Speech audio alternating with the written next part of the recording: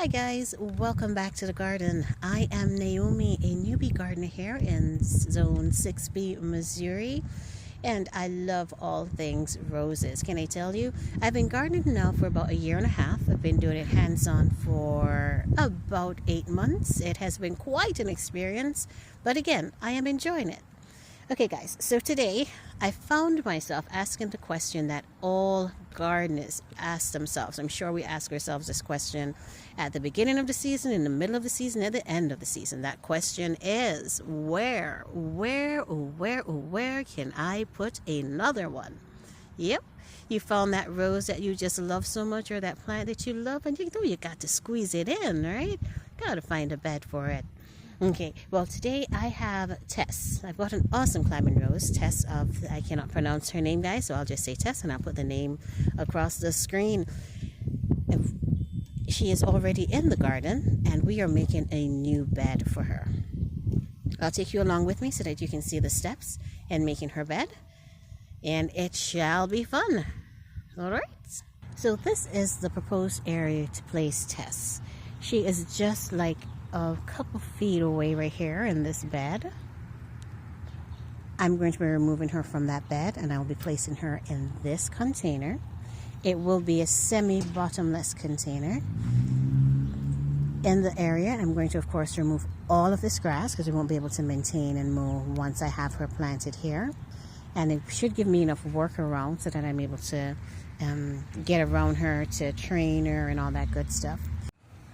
Alright, so we are going to start. I'm going to start by removing the grass from this area. Guys, I'm just going to go for it. I'm nervous about it, but guess what? Grass can always grow back, right? If you can't grow it back, you can get some sod and put it there real quick. Your husband will never know that it was missing. Alright, so I'm going to go ahead and start working on this.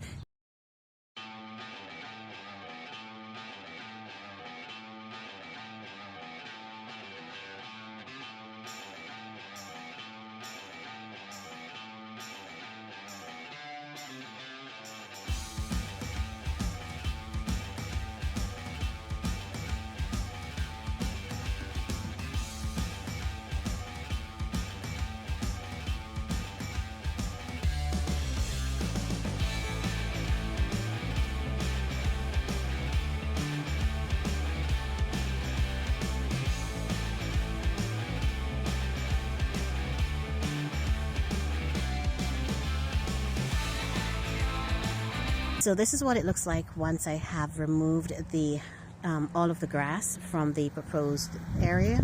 I'm thinking I may have to remove just a little bit more on this side. If you can see that grass there, it's a little shady right now. But what I'm going to do to decide, to help me make that decision, is I'm going to lay the pavers that I got. I'm going to lay that as an edge in there, see what that looks like, and then from there we'll decide if we need to perhaps bring the bed out a little bit more. Alright, so stay tuned. And let's do this. So I ran to my local Home Depot and I decided to go with these pavers. They are smaller, obviously, than the retaining wall blocks that I'm using on the existing beds. So if you look, yeah, they're much smaller. But I kid you not, guys. When I went to Home Depot and I picked up one of the larger pavers, I said, oh my word, no, I don't think I want to do all this lifting right now. Not right here. I'm kind of regretting it though, because I'm looking at it and I think it might, it would be a better fit to use pavers that match. But it is a small area, so let's get it down and we'll take a look and see what it looks like, and then we'll decide from there if I have to make another run to the store. Okay.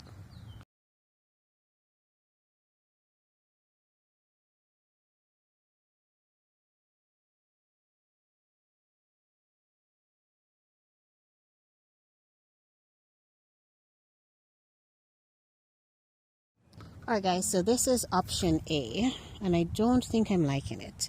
In terms of the shape, it's just not, it leaves, I'll tell you what I don't like. Let me pull this camera up just a bit. Alright, can you guys see that? Okay, perfect. So what I do not like is that I've left too much grass right here. Well, that's not a good thing because that gives us something to maintain that's going to be difficult to maintain. So I'm thinking we're going to end up coming out just a little bit more. Let's see how the pavers will work for me, and see if we can find just the perfect spot. All right.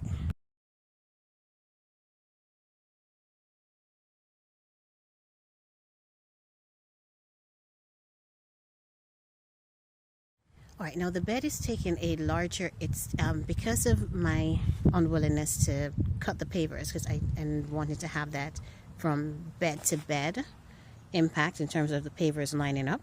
That means that we have more, a larger bed on the inside, which is always a good thing because it gives us more rooms to plant, more room to plant. So that's never a bad thing. But let's look at it and ensure that we like the way it looks, okay? Because if this is it, I am going to go ahead and start pulling out the grass. All right, guys, I'm just going to pan you around the backyard just so that you can see how the beds are laid out, and then look at the proposed edging that I did for the new bed for us to place Tess in, okay? Now, where you are right now is on the opposite side. Picture this. We will have Graham Thomas, another climbing rose, growing there in that empty space, okay? And let's pan around here. So look at the beds. All right. All right, and we're almost there. Bear with me just a second. I'm just trying not to make it too much of a shaky experience for you. All right, and there we are. Do you guys see that? So right here, right there, that is where the new bed and edging, proposed edging is. Okay, so I'm using, let's see. One, I'm using a different style paver, which I think is going to be fine. And two, the bed does come out more than I originally thought I was going to pull that bed out, which is not such a bad thing, right? Because again, it helps us to answer that question that all gardeners ask ourselves, right? Yes. Where can I plant? Where can I add just another? So it does give us that. All right, so this is a close-up of the area. Tell me what you guys think. What do you think? I was kind of concerned that maybe I should have gone with the same pavers as I did right here with the original beds. But I'm thinking I like the contrast of these pavers here. And what the using this will do is it blends the, I don't know if you remember, there's like a little courtyardy area where all the standards are. It actually blends that area in with the rest of the garden, because in that area, that's the only place that I have this sort of pavers. So it would be nice now to bring it into the main garden as well. All right, so we're going to work with it. Let's work with it. I'm going to go ahead and remove all of the extra grass, and yeah, okay.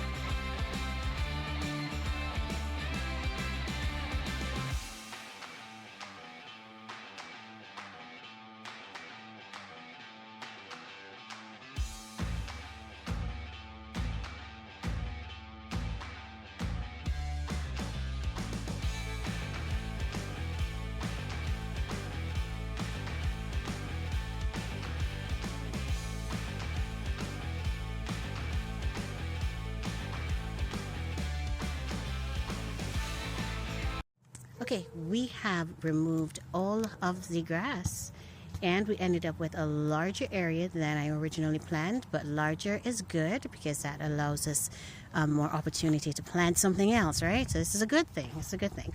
I'm going to pull back just a bit so you guys can see. All right. Okay, there you go. This is what we just did. All right, that was step one. Now, phase two is that I'm going to go in with the edging.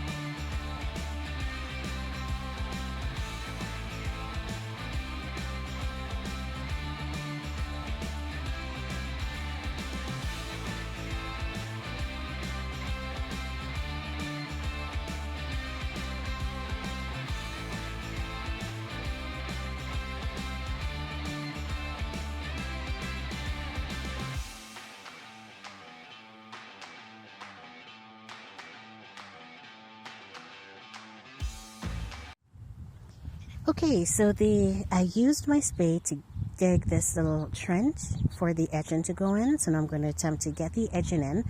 I still need to do it for this side. And then once that's done, I think I'm going to have to top the area up with some soil. This is the soil level because I took up the sod with the grass with soil. So I'm going to definitely top it up a little bit before we place the pot here for Tess. Okay, let's keep going.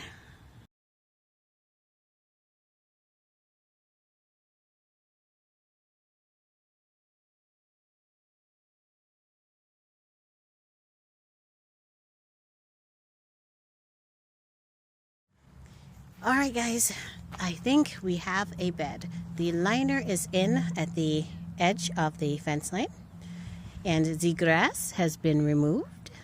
We took a larger area than I originally anticipated because I don't know if you remember the other video when when I discussed moving Tess here.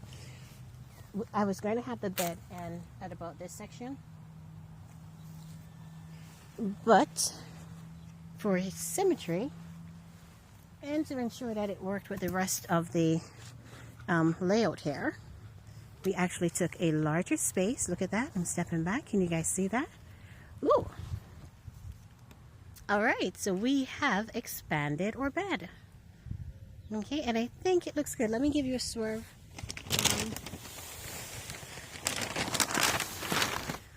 Try to swerve you around here a bit so that you can see it compared to the rest of, well, at least half of the garden. All right, so we have very much the same, pretty standard going down, right? We have the beds that are long, short, and that runs all the way to the other side. There you go, to the other side of the backyard, and then coming back around, this is where we have placed the new bed. Almost there. Bear with me. I'm trying to go slowly so that I don't make you guys too dizzy. All right, there we go. Look at that. Look at that. All right. All right, guys, let me drop the pot in the middle so that you can see what it looks like.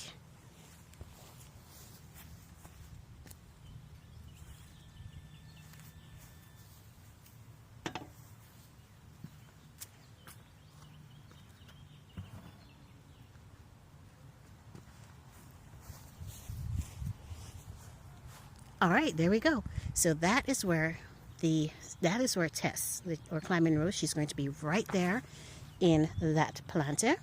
And then we have all this added room. Look at this. We have all that added room that we can plant something in. All right, let me take you for a close-up here. I mean, it's absolutely beautiful. I never intended to take this much of a space. but I think it works. It's windy. I hope you guys aren't hearing a lot of the wind sound, but I had gotten these from Home Depot for $2.20 per bag. They were on sale. Yep. It's normally $9 per bag. I got it for $2.20. So I'm actually going to use it to help me to complete this project. I'm going to use this soil in the containers for the pot because I'm treating her as if she is in the ground. I'm not going to use pot and mix. All right, and I'm mixing the Nature's Care organic garden soil with the Scott's Premium topsoil. I'll mix that in. Any nutrients that I'm adding, because I will be adding some cow manure and the worm castings, all of those good stuff I'm going to add to the very top. I will not mix that in with the soil mix so that can just slowly work its way down. I think that's the safest way to do it, as I don't want to burn her roots. Okay. Alright guys, so this is what the mix looks like once I've got everything mixed in together. Again, I use just the Nature's Own organic garden soil. I mixed in a bag of the Premium Scott's topsoil, and there is a little bit of peat moss in here.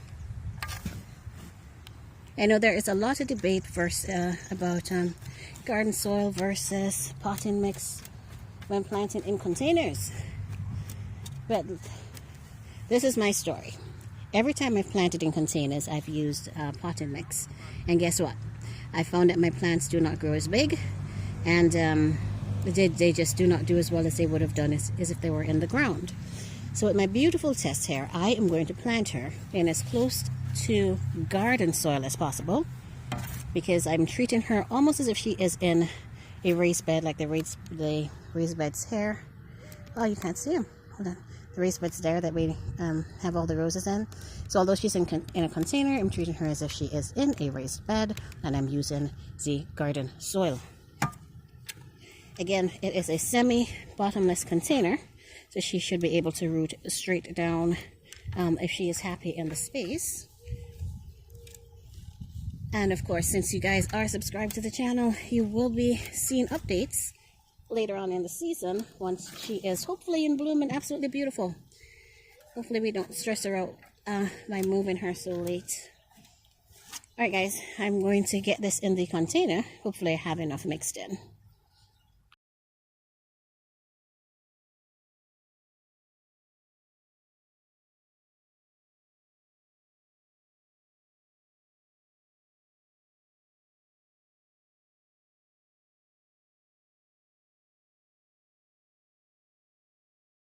Alright guys, I've got the container semi-filled here. I filled it up about halfway with the soil. Let's get you on it so you can see. Alright, now here comes the difficult part, which is going to be removing this beautiful lady here.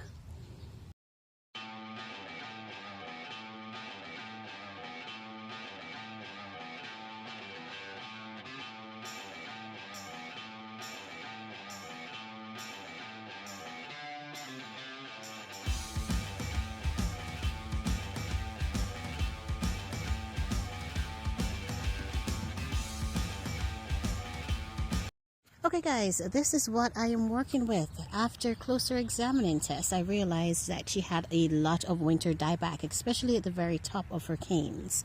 So I went in and I pruned her back to where new healthy growth has started. Okay, so this is how she looks after I have done that. I'm now going to attempt to get her out of the ground and place her in her new home. I'm going to speed this part up for you guys. Partly because that way you won't hear me saying ow every second or two here, because again she is thorny.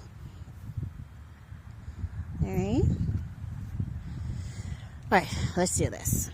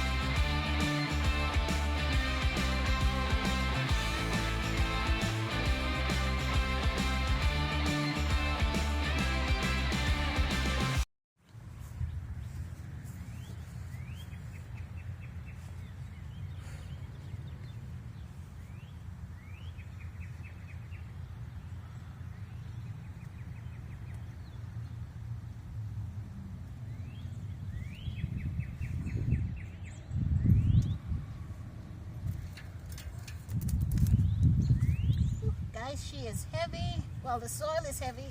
It's not her, it's the soil.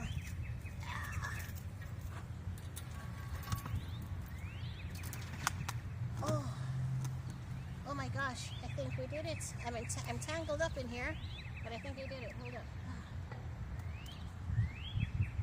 See why my jacket comes in handy? Woo.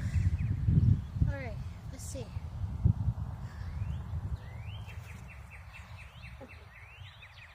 Alright, let me bring you on in close here. I'll take you guys in close so that you can see the depth that I have her in the pot. Do you think that's high enough? Should I put a little bit more soil maybe? Where she is right now, once I put the soil, the soil's going to come up to right here. So that might be, yeah, she might be at the right height.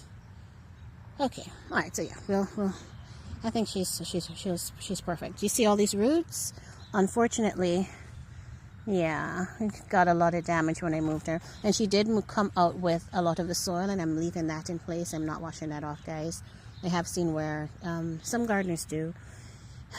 I'm learning, but I think that it's just best to leave that soil there because I've traumatized the poor baby so much by pulling her out of her loving environment. And yeah, I'm going to leave that soil in there. All right. I am looking. All right, let's wrap up this project. Guys, that was serious work. I kid you not. That took some maneuvering. Lots of flexibility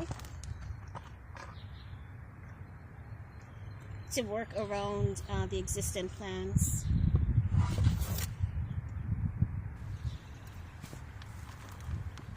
I'm getting that soil in there, guys. Give me just a second. Hopefully I have her deep enough in the pot.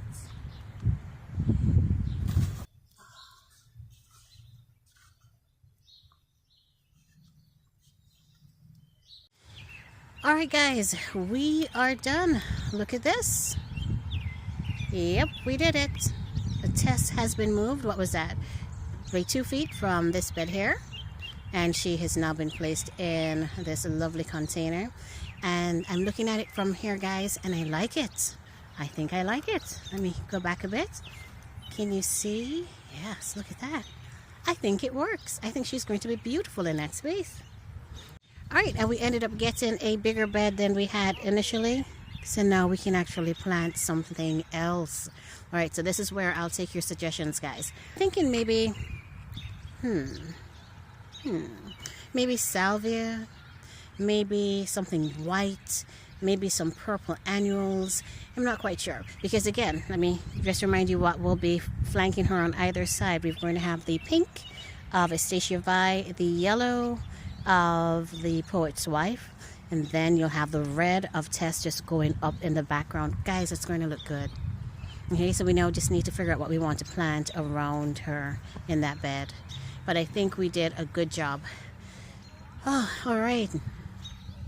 Let me get you in close here just so that you can see what she looks like in the container. I still have to get the mulch in.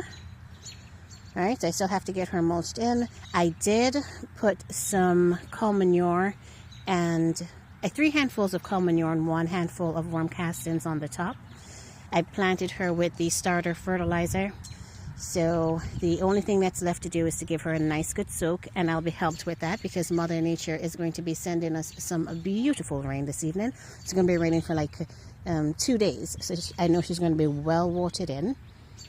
So yeah, the only thing that's left is to mulch her and then plant around her. Isn't that awesome? Yeah, I think it looks good, guys. Alright guys, we are all done. It was touch and go there for a minute, but we got it done. Thank you for sticking in with me. And as always, it was a pleasure spending this time with you. And hey guys, if you enjoyed the video, also please consider subscribing to the channel and definitely hit that notification bell because we've got a lot more projects to complete in the garden, which means that there will be a lot of videos uploaded every week. Thank you so much again for watching, guys. As always, you are all awesome, and I'll see you in the next video.